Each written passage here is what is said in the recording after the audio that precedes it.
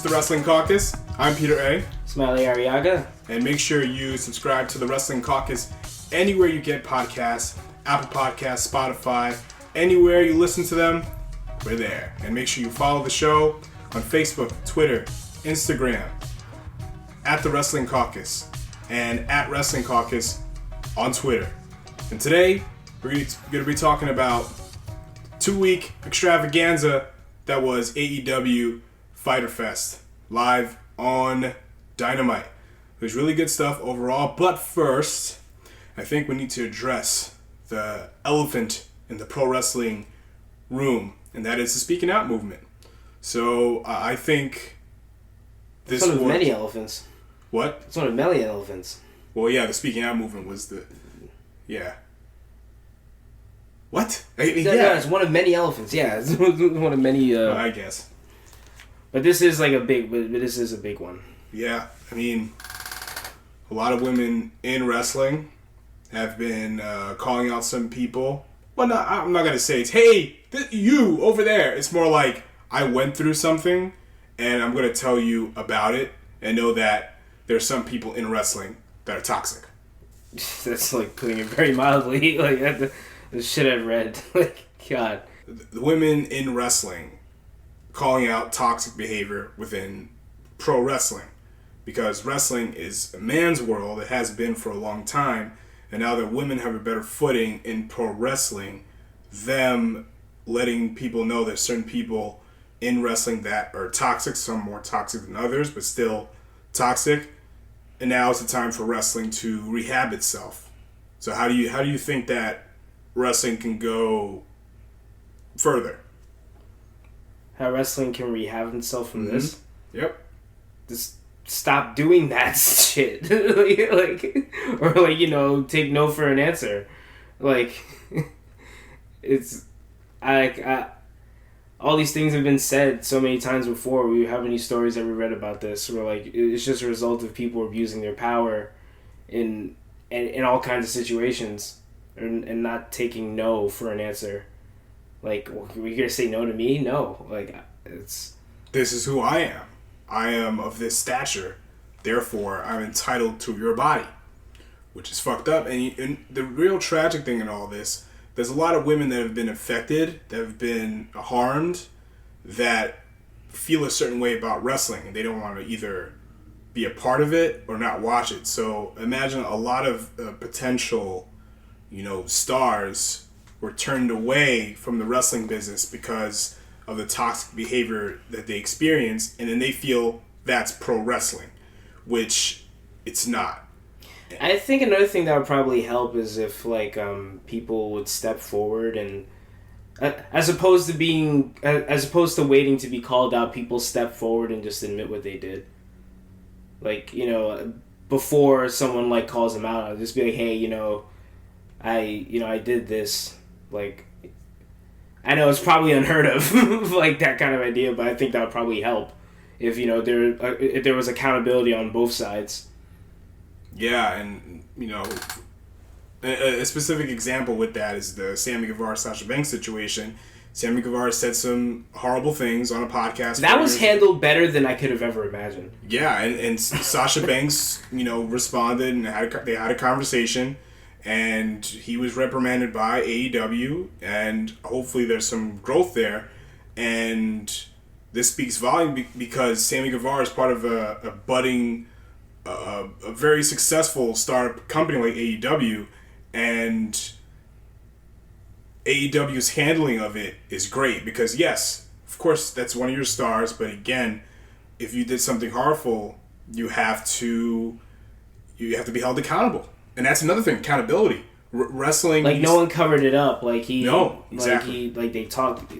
I don't know. I'm not exactly sure. I'm not exactly familiar with all the details of how they met up and talked about this. But the fact that they did, that there was a discussion, is very powerful. Yeah. It's better than just saying, hey, you did this to me. And then the other person be like, no, not really. And then there's just a bitter battle that it never... There's little closure in situations like that. Yeah. But this is there's light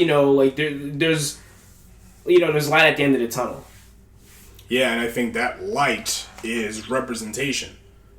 You know, we need more women involved in pro wrestling, more women in all phases of in pro wrestling. I'm sure there is. We just don't know about, you know, all of them. Yeah, that's also true. We don't know who, like, again, you know, more women referees, more women wrestlers, obviously, more women on the AEW side. Like coaches, wrestling, like agents. wrestlers alone. Like I wasn't familiar with how dope Aja Kong or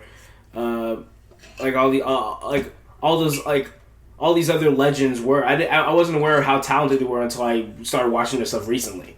You know, so there are people in probably all positions of wrestling that are flourishing, but we just don't know about them yet. But essentially, in wrestling, we need representation. You know, in WWE, they have writers. So if you are putting together a women program, make sure you have women writers. And if this women's program has black women, have a black woman write for said women wrestler, if you're going to do it that way. But on Impact, they have Gail Kim as an agent, you know, for the women. You know, it needs to be more of that throughout the wrestling business. And again, we don't have all the answers, but I think representation is key. You know, I mean, it'll take time, but it's possible. I mean, like, because Hollywood, you even see Hollywood still struggling with that. The movie business is still struggling with that. Yeah. You know, like, and they have some representation issues too.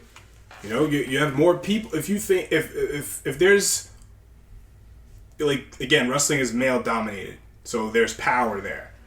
You take away some of that power by having more women in positions of power, so they can check certain situations that, you know what I mean, and we don't have these situations anymore. Well, I'm not saying they're going to completely go away, but the more women involved, the better in wrestling.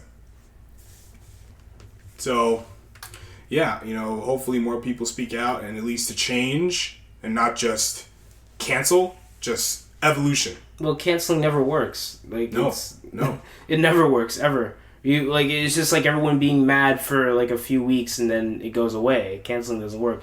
Accountability works. Yeah. At least, you know, most of the time. Yep. That's it.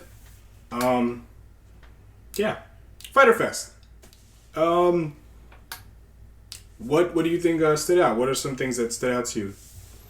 Both nights. Doesn't matter. First night, that. What was that like? What was that tag match in the first night? It was the Best Friends versus Kenny Omega and Paige. That was night one. That was really, really good. That was very good. I don't know, I really like Best Friends. Like, you know, they seem goofy, but their matches are very fun to watch. Like, and Trent Beretta is like incredible. Like he I can definitely see him as a single star down the line, but I do love the Best Friends. Like and what they got going on Orange Cassidy. Yeah, I think they're definitely a good act, and they've had a lot of momentum in this, you know, in this COVID era of AEW. You know, they've been seen a lot, you know, since they stopped running shows with people, and they've been doing a hell of a job. And I think they're very entertaining on Being the Elite. You know, their whole thing is trying to find a bit. I think that's hysterical. Yeah, and Orange Cassidy there is perfect. I think his spirit matches the charisma of the group. So that kind of reminds me of like their energy. Kind of reminds me of like Ed, Edd n Eddy. Like one of those like wacky cartoons. Yeah, they're cartoonish, but you can take them seriously. Yeah, exactly. No, well, they're just incredible like performers. They just have a lot of character, which is something a lot of people lack. Another great match, Shida versus Penelope Ford. That was freaking awesome. That match was awesome. Yeah, and I laughed my ass off when Kip Sabian like tried to swing on Shida with the stick because it was so unexpected. Yep. and she clobbered him. Oh man, good stuff. Jesus Christ, that was great. Yeah, I think Penelope Ford is definitely a future star, and you know, so is Hikaru Shida. And the one thing that AEW's women division doesn't have is that grizzled veteran, this journey person like Jericho was. Jericho's been everywhere for 30 years, and a lot of the wrestlers on the men's side have been wrestling for quite some time on the indie circuit for the past decade, like the Young Bucks, for example. Trent Beretta, and he's another one. Kenny Omega's been around for 15 plus years. On the women's side, a lot of them don't have that ring time, and again, with no indies running, they can't get that extra ring time, and they don't have house shows, so you're learning on the fly every week, as opposed to some of the people in WWE. A lot of the women over there, they have a lot of the wrestlers, a lot of the well-known women's wrestlers in America are in WWE. A lot of the veteran women wrestlers come out of WWE, at least in America. And AEW doesn't have that. They're at a disadvantage. And it's an advantage, too, because now you have an opportunity to show people wrestlers that they would have never been exposed to unless you followed. Penelope before from the indies with Joey Janela, but you wouldn't know Hikaru Shida unless you actively sought out stuff from Stardom or wherever. But I thought they did a hell of a job, and they showcased the AEW's women's roster has something to say. They do have talent, they just don't have experience. Like, I imagine if, there was a time where I would have loved to see Tessa Blanchard there. And she's another one that's pretty new to wrestling. She hasn't been wrestling that long. Yeah, there was a time where I thought she would flourish there, but reasons. Well, we'll see what happens. Or like someone like an Asuka. Like, she's been around for like a minute. Yeah. Like she can be that that veteran that in their division. Like I always not that she has to go there, but like I imagine it would be interesting to have someone of her caliber in that division, because you have a lot of good new people there. But you're right. You need that. It would be cool if they had that one veteran. Yeah, like all the veteran stars are in WWE, at least in Impact. They have Gail Kim. She's been around for forever, and who else is on? A lot of the other girls in Impact are just independent stars that have been around. Gail Kim wrestling a match in AEW would be pretty interesting. Yeah, that would be pretty interesting. Like WWE has Trish Stratus, Gail Kim versus Britt Baker. Yeah. That would be cool. But I think it's great because now you can showcase new people, and a lot of the men that are veterans can show them, can lend their experience to some of the women, But I'm very excited to see what's, because I love Nyla Rose. I think she has evolved since Dynamite started. Penelope Ford is coming to her own, and she arguably wrestled one of the best matches she's ever had. So that was definitely one of the standouts of that night. But I liked on night 2 last night, as we're recording this, it's Thursday. I really love that FTR, Young Bucks, and Butcher and the Blade, Pentagon. Yeah, that was awesome. Lucha Brothers match. That was fucking superior. That was incredible. I was kind of worried at first. There's a lot of people. It's probably gonna drag on with spots, but and then wait a minute, these guys actually care about tag team wrestling, so they're not gonna have their a match like this be uninteresting. That's the one thing I will say about both nights. It was very tag team focused. Yeah, these guys. That's a good thing. They made it clear from the jump they're gonna have a huge focus on tag team wrestling. Yeah, when you look at the last 20 years or so of in America, as far as tag team wrestling is concerned, there were little bursts here and there. 99, 2000, 2001, there was a period where they had the Hardy Boys, Dudleys, Edge and Christian.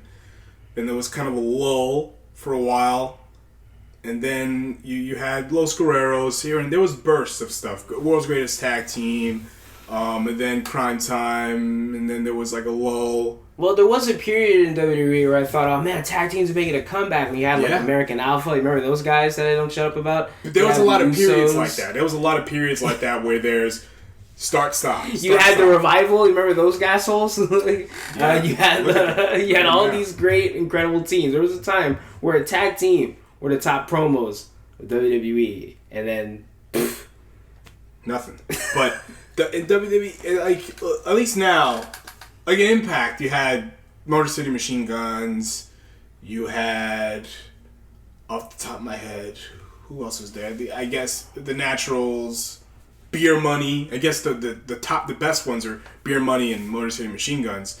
Then there was a lull, and then there was Bad Influence, and well, even before that, there was AJ Styles, Christopher Daniels. They were pretty good. They had their moments, and then again, the desert, and AEW is like, tag teams are important, and they all grew up watching tag team wrestling, and why, like Nick said it, or Matt said it at that at the Double or Nothing on sale rally in Vegas last year.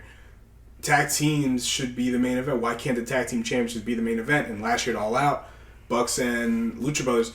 And I think that you can't just put something in the main event and just, there, it is the main event. No, the Young Bucks are a hot act. They're one of the hottest acts in America. Oh, hell, why would anyone question the Young Bucks being in a main event match? Yeah, or why would anyone question that as a main event match? Yep. Like, it's when you're that's the thing. When you're the tag team champions, you are the tag team champions. You're the top tag team. It's on the same level as the World Heavyweight Championship. You're the top single guy. The AEW Women Champion, you're the top woman. You know what I'm saying? That's not like something that, like, you know, like it's any like wrestling fan. It's really not something that's not something that's really hard to explain. It's just WWE has kind of brainwashed people to think that there's the world title and then there's everything else that doesn't matter. Yeah, that's it. Like one of the best tag team matches. But that's that one company that makes people think like that. That's one promotion. the one of the best tag team matches WWE has ever had in a long time. The Usos New Day, SummerSlam 2017, on the pre-show. And that pre-show match was better than most things that are on the show. So, yeah, like, that's the thing. And then you think when you're the tag team champions, oh man, one of those guys should have their own world title run. It's like, dude, they're the tag team champions. They're the tag team champions. Are you kidding me? It doesn't make... Like, if you're the welterweight champion in MMA or UFC, you're the top welterweight fighter in your weight class. You shouldn't be like... I said people have the idea... Like you were saying when I cut you off. No, I'm good. Go ahead. People have the idea that, like, oh, there's just one title, and then like it's a totem pole. But that's what WWE made people think. Like they kind of started that trend, but it, like, you know, like that doesn't really need to be explained that much. Like, yeah, like the top tag team, like obviously that's why they have a belt. Because they're the top tag team. But like in that company, there's 2 tag teams championships. There and then 3. Wait, there's also no, 4 tag team. Wait, the UK tag team titles, right? 5. The UK NXT tag team titles. Okay, NXT UK, Women's Tag, SmackDown Tag, Raw Tag. Jesus Christ, yeah. So many tags. Holy fucking shit. And most of these tag teams are just like, hey, you two, just be a team. But wait, but I have who cares? It doesn't matter. I saw something online that said that it was on a parody site that it was a joke, but it said somebody says that WWE just throws tag team together. And I think the joke was referring to Hangman and Adam, Hangman and Hangman and Kenny Omega are a thrown together team, but they're not a thrown together team. They're part of the elite. It's not just random. It's not. You know what I'm saying? So, yeah, I don't know. I never thought they were a random team. No. I never felt that way. Even most of the teams that are in AEW are teams like FTR. We all know they're the Revival. They're a team. They're not. I mean, you did have Kip Sabian and Jimmy Havoc for a little bit. Yeah. That fizzled out quickly. No, well, for other reasons. But yeah, I mean, I'm glad that tag teams are getting a showcase. It's about time that they're presented as as stars. Like if you're the tag team champions, you're not just gonna be stuck in the mid card or the open. You're gonna you may main event the show. You can main event the show or open the show. You know what I mean? It doesn't. You know what I'm saying? So like the tag team champions open the show on night 2, and okay, fine. Like that's the great thing about the tag team championships. Like it doesn't always need to main event, but it can main event. You know what I'm saying? And you would believe it if they main evented. So I'm glad they're like changing the stigma of the tag team championships, at least in America. Like, yeah, the world title is something that should always main event, like most of the time, at least. Yeah, there's Stadium Stampedes and Rock versus Hogan. You know what I mean? There's certain things that like or Undertaker's streak or a mask versus mask match, or an unsanctioned match. That makes sense. Is usually after like the last thing on the show. Sure, if you tell the story. Yeah, right? exactly. If you tell the story right. Like this has nothing to do with the company. This is unsanctioned, so you guys do whatever you want to each other. But I thought that I really liked that Jake Hager and Cody match, especially how it was built up. Oh yeah, night 1. Yeah, that was awesome. I thought it was hilarious when he punched the referee afterwards. Yeah. I don't know why he did that too. I love that little press conference they had before. Oh yeah, that was good. That was really funny. Good. And Hager showed up late like an asshole. And his wife threw water on Cody. Holy shit. That was fucked up. And then the night 1, the road to Fyter Fest night 1, Cody was like, "Yeah, fuck Jake Hager." That's good stuff. Fuck Jake Hager. Really good stuff. Orange Cassidy and Jericho. That was awesome. What'd you think? That was awesome. I thought Cassidy probably should have won, but like that match was awesome. Like I don't know, like maybe like him losing shows that Jericho maybe wants another match, or it shows that there could be another match between those two. Yeah, I felt like Jericho had to work his ass off to beat Orange Cassidy, and Orange Cassidy's not just some random silly gimmick. He's when he tries, he's very dangerous. Yeah, he does. He's very laid back, but put him in that ring when it's go time. It's go time. Like I love when he did. He does his lazy kicks. But this time he did 2 lazy kicks and then he hit him with a real super kick. Yeah, that was very funny. Brilliant spot. Brilliant. No, he was about to do the fake super kick. They did a real one. That was very funny. Yeah. That was really, like, he's amazing. I'm glad he main evented with Jericho. It really made me wish it was in a stadium. Or it wasn't like, in front of a lot of people. Yeah. That would. Yeah. I mean, I do think that Orange Cassidy should have won clean, because you have to make new stars. Not saying I did disagree with the finish, but that does not mean that I think that Orange Cassidy is being quote unquote buried. No, he's not being buried. They made him he looked incredible. I don't know who would say he's being buried. Because most people, that's the mentality in I'm being buried. When you lose one match, you're buried. But I do think... He lost to Chris Jericho in the main event after going 20 minutes?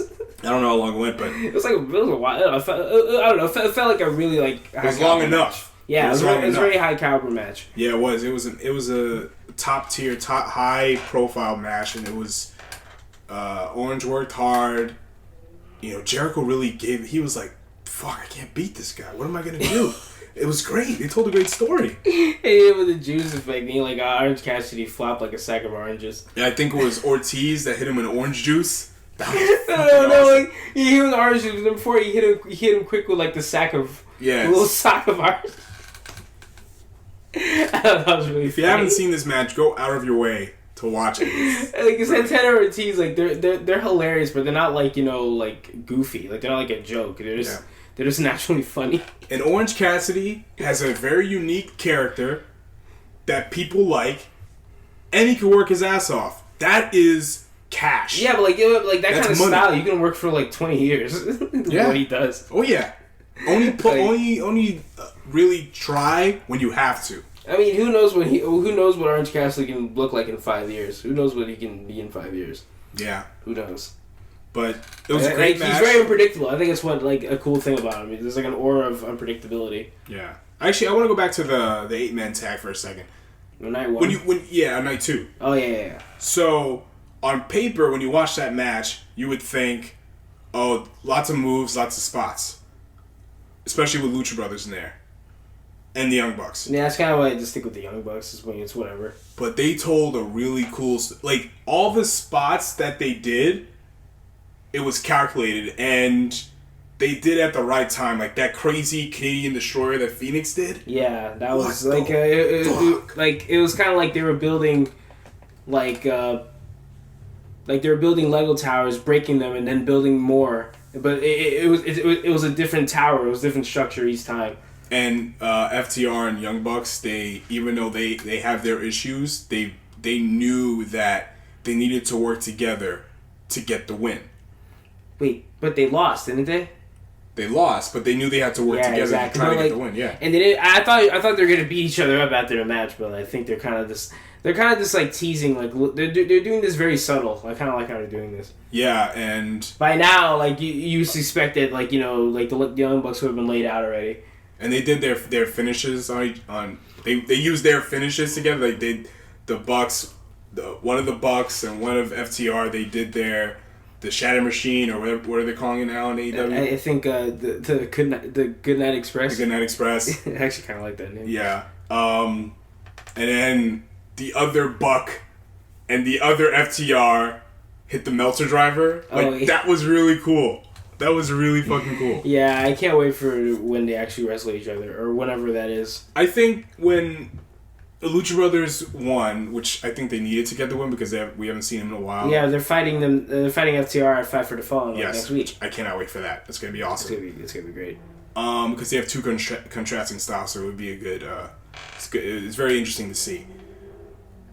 I think after the match ended, I think they just went right to commercial. There was no... I think there should have been like at least a minute or so of like some sort of like tension between them two. Like just a little bit. Because I think I'm not gonna call it a TNA to the back moment, but it was just like right after the match ended, it was just boom. It was right, it. Commercial, yeah. Yeah, I didn't really feel like that quick, but yeah, I see what you mean. Yeah. It wasn't like any like to the back levels of. No, it was not that. It was not that. But it was it was really good. It was good stuff. I think again, if you're down on because the last WWE show, Backlash, we were not too confident about tag team wrestling for a while, but these shows... No, I wasn't confident about tag team wrestling in WWE. I had not lost hope. I never lost hope in tag team wrestling in general. But these shows showed us that the tag team division is something to pay attention to and take seriously. Yeah, what else happened on night one? Actually, there was... I really like Taz and Brian Cage. Like Taz promos teasing the eventual world title match between Moxley and Cage. I think this is the... I don't want to say that John Moxley, quarantining himself out of fear of getting COVID because his wife got COVID, and he didn't get COVID. He tested negative.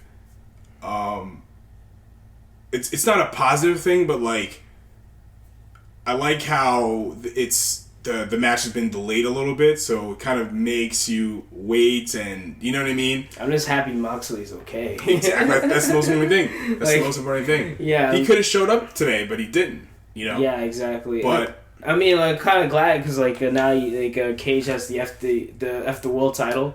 Yeah, that was pretty cool. That was a nice little callback to ECW. I think it was just Taz's way of showing, of giving Brian Cage's approval. Like, I think you're going to be a star, so I'm passing the torch on to you. I thought it was cool. And just letting people know how good a belt looks on you. Yeah, and continuing to tease him and Moxley. And I loved how, at least on night one, he kind of put over Moxley in a way. He did. Yeah, he did. Yeah, he said, you tested positive. You didn't test positive. You took a bunch of tests, and they all came back negative. And it's basically saying he's basically saying subtly, like, you're actually, like, smart for staying home, but at the same time, you're a pussy for staying home because you stay home because you can't. I guess you don't want to face still trying to egg him on. Like, yeah, exactly. Like, and compliment them at the same time. Taz is so good. Yeah, like I remember like when Taz like started like managing for Brian Cage, people had a problem with Taz using his lines, like, oh, you're using your lines on him, like, but yeah, but it's like his lines. Like what, Survive If I Let You? Yeah, but it's his line. Yeah, he's just Taz being Taz. I don't know. Whatever, people are stupid. Anything else from Fyter Fest that stuck out? The hell. I'm missing something. Yeah, well, like, what else happened on night 2? I'm just saying anything that stuck out to you. It doesn't matter what happened. What did you see that was like, oh, that was something. I think we pretty much got through everything. Yeah, okay. This is the Wrestling Caucus. I'm Peter A. Smiley Arriaga. And make sure you're subscribed to the Wrestling Caucus anywhere you get podcasts, and follow us on Facebook, Twitter, Instagram at the Wrestling Caucus, and on Twitter at Wrestling Caucus. All right, later days.